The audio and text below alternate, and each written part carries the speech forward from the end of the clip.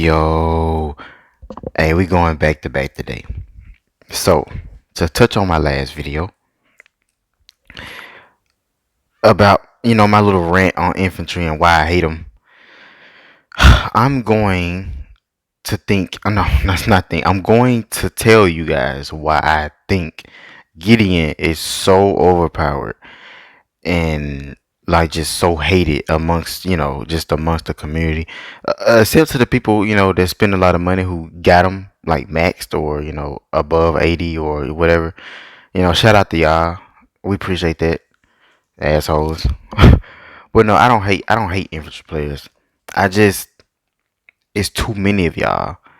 Like the game is made up of infantry players at this point. Like it really is. Um, and it is. This is my gripe with any game now. It's not just this one. Um, when I was playing Overwatch competitively, and I actually like wanted, and I was playing, to be ranked like number top 100 in the world and all this other shit. If there was a meta, everybody would be doing it. I hate that. I hate this idea or even this the fact that the game rewards you for doing something that works. I hate that shit. Like just because infantry is the strongest, like you just because y'all made infantry so much stronger than everything else, don't punish everyone else that doesn't want to do it. Just like with the Overwatch thing, like if you weren't playing a certain class or a certain hero, you were probably gonna fucking lose. Like you needed this hero on your team to win. What? Like, what the fuck? Why give us a choice between people we can pick and play with, like for our playstyle, if you're going to just dictate what the fuck we need to play with anyway? And this is the same thing here. This is my problem with infantry. It's like you have to play with infantry, or else you're gonna fucking fail. It's just that simple. Like I said, you got your small percentage of players who can fucking afford to get a Reacher and Kanoa maxed. I'm not one of those people. I'm not gonna spend. I just can't do it. I can't do it, bruh. I'm not finna go broke. I'm not finna like, bruh. I'm not finna pay rent in this game, basically, to fucking get heroes. Cause one day I'm gonna stop playing this shit, and then what? So let's take a look at Handsome Jack here. Oh, no, not him. He ugly. Hey, look at Handsome Jack. Look at him. His little guitar and shit, strumming it. Probably what I sing to the ladies. Punk ass. Here's why I think this dude is so OP. Just look at this. Increases the attack and defense of infantry by 18.15%. Okay, no, I'm sorry. Hold on, my bad. Let me do peak status, cause this is what I have him at. 52.53%, bro. 53%. What is the world coming to? This is as bad as Faceless Knight. Faceless Knight ass is he's what 59, 47. That can't be right. I'm pretty sure I've seen maybe it is. I don't know. Okay, even still, 47%. That's a lot. It really is a lot for infantry. But the difference between Faceless Knight and Gideon, I'm finna get that. Let me just go back to Gideon.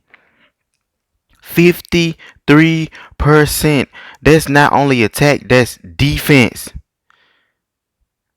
Y'all know how hard it is to kill somebody with high defense, infantry wise? It's extremely difficult, which is why everybody, and y'all know y'all do it, everybody uses Steel Sharper and they just stick a shit ton of infantry, a shit ton of infantry skills on them because they see everybody else do it, because they see that it works. That's annoying. Now, this is the part. Not only the defense part, because the attack, that's a given. It's gonna, but the defense, should that, all right. I'm just gonna keep going. I'll break it down a bit. All right. Plus, shield infantry have a 10% chance of dodging incoming attacks, and spear infantry did an additional 35% damage. So this dude has the infantry attack and defense increase. He has dodge and he has additional damage. That's one hero. One hero. You basically have Steel Sharper, Badge, and Faceless Knight all in one hero. Or you can go Renok, uh, Steel Sharper, and Baj. And shit, throw in a War Machine hero too while you at it. That's ridiculous, man. That's fucking ridiculous. Here's why this dude is so OP, and here's why I think he's so OP, in my opinion. Alright. 53% basically. That's in an instant 53% if you can get this dude to 120 on your attack and your defense. Now your attack, that's just gonna like jumping up 53% for one hero is ridiculous in itself. So if you're at like 450, you instantly go to 500, over 500. If you're at like 490, shit, you instantly go to like 540. Like what the fuck? And all right, then the defense part. Yeah, you remember my video when I was saying the difference between attack, defense, and HP and all that. Defense. Defense is probably the most underrated stat out of this whole entire game, I think. Or either that, or people use defense to their advantage and they have no idea what the fuck they're doing. They just know that it works. If defense is basically your armor, your shields, and if a person can't even get to your shields, they know when shit they finna get to your HP. It's not finna happen, which leaves the door open for you to like constantly attack, and you want to win. Okay, so that Gideon does both of those things. All right. Here's the part that I think pushes him over the top. Plus, shield infantry have a 10% chance of dodging incoming attacks. Okay. So you know that's like shield wall. Is it shield wall? I think it's the skill. That has a like infantry has a chance to dodge incoming attack. I think it's shield wall is the skill. It says only shield infantry, right? Okay. I don't think that's the case. I don't think that it's just shield infantry. I think that somewhere in the coding that the game, for whatever reason, doesn't recognize if he's defending or attacking with shield with spears. I don't think that the game does that. I think that 10% goes for whatever the fuck infantry you're using. And quite frankly, I think that T11 are so strong and so versatile that hell, you can argue that they are your shields and your spears. Like, cause they're just so fucking versatile. No one defends with T10 infantry anymore. I mean, I still do. I still use them as meat shields. I don't see nobody else doing it. Like, it's like, don't even train these shits no more. But I really think that somewhere in the coding is messed up that it doesn't matter if you're defending or attacking with shields like the shield infantry anymore. I don't think that it matters anymore. I think that they dodge incoming attacks regardless, which makes it hard to hit them. And then the other part where people I think are missing is, and this is just me, could just be me being a conspiracy theorist, but it also says spear infantry did an additional 35% damage. Now to me, that means he already has a damage boost, and then by you using spears, they're gonna do an extra 35. So not only is he super fucking strong damage wise in attack, he's basically a tank, even though he looks skinny as shit. Like he don't even look that big. He's like a normal dude. Maybe he like 5'10", baby face, no mustache, no goatee, slick ass hair, like he about to go on a date. But he not big at all. But he's a tank. He's a fucking tank. Then he dodges attacks, so he's super nimble. Like he just what the fuck. And then on top of the highest attack damage he already has, he deals an additional 35. Why would you put this in the game? Why would you put this hero in the game and think this is gonna be fair? Paired with your already overpowered T11 infantry. All right, so okay, cool. This is the part what gets me. This is the part that gets me. So I'm gonna go just sign. I got him at 100. Okay. 12.34% damage dealt by the enemy troops to your infantry will be reflected back towards the enemy. Cool. All right. Let's go to peak status. That number jumps up to 1969. 19.69% once I get him to 120. All right. Let's try another one. Let's go Chojin. Increases the war machine damage by 18.39%. When your war machines die or are wounded, they'll deal 18.39%, basically the same thing, of their max HP. Cool. Last melee troop that attacked them, blah, blah, blah. Peak status. That number jumps up to 71.21. 71.21. Okay? Are y'all getting what I'm getting at here? Badge. 34% chance of dodging incoming attacks. That's actually pretty fucking high for a level 40 hero. But peak status, it shit is really not any better. 54% jumps to another 24%. So it goes a little bit under half to over half. Y'all get what I'm getting at? My point is, look at this. 10%, 35%. At peak status, 10%, 35%. That's another thing that they fucked up at. This dude, no matter what level he is on, his skill effects don't change at all. Like it stays the exact fucking same on level 40, 60, 80, 100, 120. That 10% and that 35% stays the same. It's like the exact same no matter what level he's on. And this is what makes him so fucking overpowered. There's no work that needs to be put into this dude. You get him on level 60. If he got a hero that's beside him, like a Steel Sharper or a Dolan that's maxed out with all these maxed out skills, you don't need him to be level 120.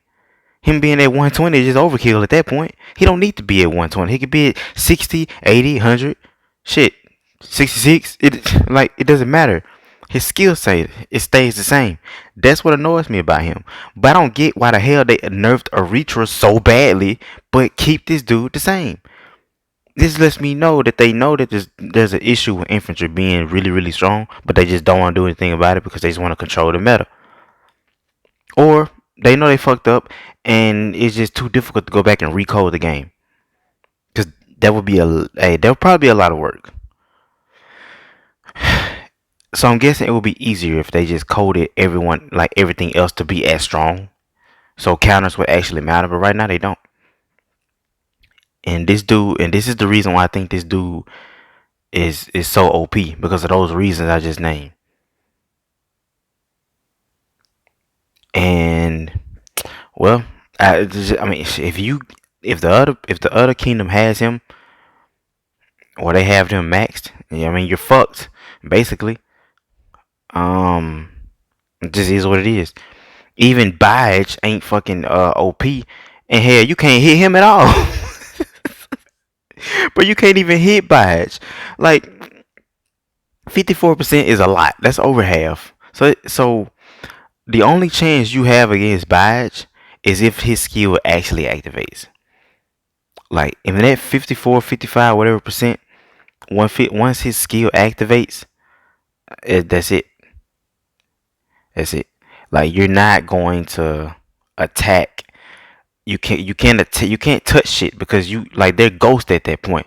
Now if he attacks and his skill doesn't, if it has to be like that extra 46% that his skill doesn't activate, okay. Then it's an even playing field at that point. Only thing that matters is the hero that's beside him and the skills that's on him. Because he's useless at that point. But if his skill activates, and I'm pretty sure, like if he attacks you 4 times, 2 times out of that 4, hell, maybe even 3 times out of that 4, depending on how it swings, he's gonna dodge your attacks. And if you are not attacking or defending with archers, you're fucked. Because this only works with melee troops. He has a weakness. He has 2 of them actually. One is his own fucking fault. If his skill doesn't activate, then he's just a normal person, and it's going to be a heads up battle. Whoever is stronger wins, I guess. But also, he's weak against ranged troops. It doesn't matter. It only works against attacks of the enemy melee troops. It only works against melee troops. Melee troops meaning T11 siege, T9 siege, all infantry, the cavalry, the lancers with the attack range of 1. These are the troops that you know that he works against. He doesn't work against archers and siege. He has a weakness. I don't see a weakness in Gideon. There isn't one. Even Jason has a fucking weakness, and that's Erythra. She's a direct counter to Jason. Direct. You don't want him. You don't want Jason to reflect damage back at you. Use Erythra. Every hero in this game has some sort of weakness. Whether it's just them being weak or the fact they don't do enough damage or something. Gideon doesn't have that. Only weakness Steel Sharper really got is the fact that he don't do attack. But if he did that, then he'll be overpowered. His defense and HP is fucking stupid. I don't know, man. But that's why I think he's overpowered. And he's not gonna get nerfed. But he does annoy the hell out of me. And it's not just me, because everybody in my kingdom feel the same way about him. Fuck him. Fuck him. But if you're an infantry player, shout out to you, man. No hard feelings. I just don't like Gideon. I just don't like him. And I don't like the fact that everyone, like, infantry is basically the meta, and it's like, if you don't fucking use it, you're done. And I mean, cavalry is still good. Don't get me wrong. Especially if you got T11 cavalry with this guy here, him, and Rui is a beast. Like, this girl is she the truth. Even Khadijah ain't that bad. Alderaan, I think she's a bit underrated, but she's very, very, very good. If you can get these heroes, your cavalry is really, really good. They really are. They're still good. They're just not better than infantry, which they shouldn't be, because they're countered by infantry. That makes sense. Your cavalry is gonna counter your archers and your siege. Siege and archers should be countering infantry, but that don't happen. It don't happen. So I digress. But all right, I'm out, bro.